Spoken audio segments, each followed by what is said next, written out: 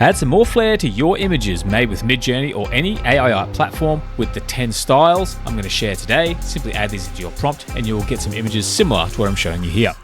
The first phrase to add is Yamato-E art style, or Yamato-E depending on how you think about it, which is an old Japanese painting style. And you guys know I seem to like my Japanese and sort of Asian art styles, but this one's a little bit different from the woodblock print style, more of a painting style, and again it adds a lot of the Japanese samurai elements, often refers to the waves. As you can see here, it's actually referred to the Great Waves, so it does confuse some of the ukiyo-e styles with this, but overall it does have a nice effect, giving it more Japanese look, more of a painted look, and create some pretty awesome images. And even some of the composition, the way it adds the waves can be a lot of fun, like this one of Hulk here and the line work.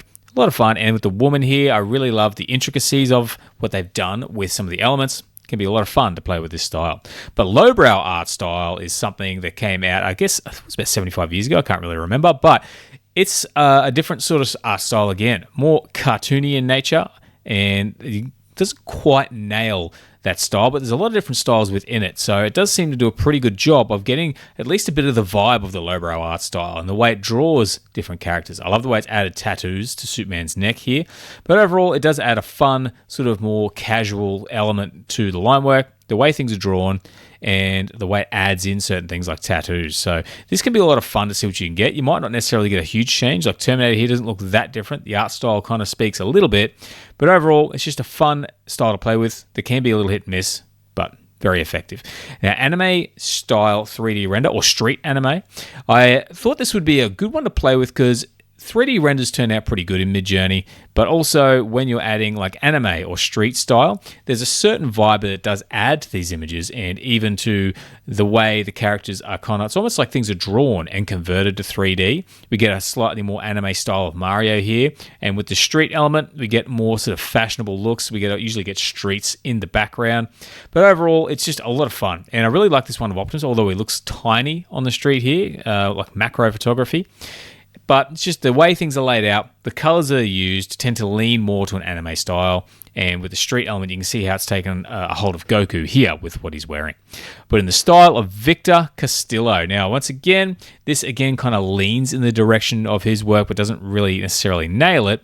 But I do find quite often you get these nice sort of brush-strokey edges on a lot of the images, but not always. And sometimes you do get some slightly different sort of styles in the way the character's drawn, including how Hulk's hair is different. But again, you've got that sort of brush-strokey edging on him. Now with Mario again, so it's good for if you really like that style where things are a bit rough around the edges or that are bordering the subject. This can be a lot of fun. Now, if you want some truly unique styles, don't forget to check out my mood board pack. Over 100 mood boards you can add to your images. But also, check out my Midjourney style pack. Over 1,000 styles you can apply to your Midjourney prompts to get some pretty stunning images. Links to both are in the description below. The next style is Jeff's Soto style, a fantastic artist that seems to actually really have a big impact on the images with his style, with the big eyes, the cartoony looks, but also just the lighting and the detail added to the images. I really love just how transformative this style can be. Not every image you get will be as transformative as what I've shown here, but a big chunk of them will be, so you can really get some unique sort of interpretations of your subject or characters by using this style. So you can see here the way it enhances the eyes, creates the little bodies, and even changes things like Superman's head here. This is a lot of fun to play with, and if you look up his art, you can see how it marries up. So I really love what it has done here with these characters. The way Mickey Mouse doesn't have a nose, has a nice creepy element to it, and even the design of this futuristic car. This is a lot of fun. I highly recommend having a play with it. But also in the style of Gary Baseman. Another popular cartoonist with a very unique style. You can see the transformative effect it's had here on Goku. So a lot of these artists, they have very particular styles, and when they do, Midjourney and certain AI art platforms really love to really run with it and create something different, down to the shading and the way things are presented. This is a lot of fun to play with, and you can find different cartoon styles by playing with some of these different artist names. So another one I thought that would be worth throwing in there, especially after Jeff Soto. So Gary Baseman, have a play with these two and see what you get. The next one is grocery store security footage. Almost like the security cameras you find in grocery stores, a little bit of a fisheye effect. Quite often it will split the screen here. But I love just how dull and just how plain and ordinary our subjects look like they're going shopping. Darth Vader shopping, the Terminator looks like he's going shopping, he's been caught in security cam. It's a really good job of creating something that looks very convincing and real. Mario looks pretty real here, but just the way it dulls things up, usually adds people in there. And especially this next one of Superman, he's got a police and security with him, looking like he's in trouble. This one's a lot of fun to play with as well. But moving on to an abstract style artist, we have Kazimir Malevich from Russia, a good 100 years or so ago. Has a very strong impact on these images, even down to the shape of the modern house. But most of these images get very transformed into that nice, cool sort of abstract style. Lots of very big, blocky shapes. The transformative effect it has on some of these characters is a lot of fun. Now with Darth Vader here, a little less transformative. I don't really see it so much here, but you do get something that is abstract. So I guess it does default to an abstract image in general when you don't quite get the exact style. But down to the graininess, the shapes, the way that it uses his style in these prompts, I think is really cool. So if you're looking for something a little bit different again, and abstract.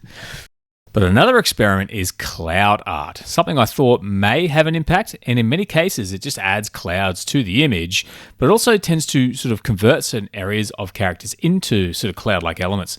So these are obviously the best ones I got. I really love the way it just focused on the clouds in this image. It doesn't always transform it, but Superman here, surrounded by clouds, you get some very beautiful clouds, but also cloud formations like this Hulk-shaped cloud that is above a little tiny Hulk down the bottom there, or even the way Darth Vader's helmet turns into clouds and almost has like a bit of a double exposure effect. But it's a very, very visual style that I found a lot of fun to play with. But we also have in the style of Bridget Riley, another abstract artist, a lot of lines, and every single image has some form of line effect added to it. So if this is something that you really want to see in your images to create something a little bit more artistic, you can definitely use in the style of Bridget Riley to get that effect. And quite often you'll get some grayscale or like very simple color palettes, like the next one is very yellow and black. But I just found it to be super consistent and a really great way to add in different line styles to your images. So a lot of fun to play with this one. I really love what it did with Darth Maul here, the way the face just kind of like sits in amongst the vertical lines, and even the way the lines create this 3D effect of the samurai standing in front of Mount Fuji was really nice, even down to the sunrise or sun ray style here. And of course with Batman, a little bit more jaggedy, but overall, I really like this style. But that is the video for today, guys. So don't forget to check out my store if you're looking for more styles or mood boards. Otherwise, thanks for watching. And if you like the video, please give it a like. Otherwise, I hope to see you again soon. Have a great day.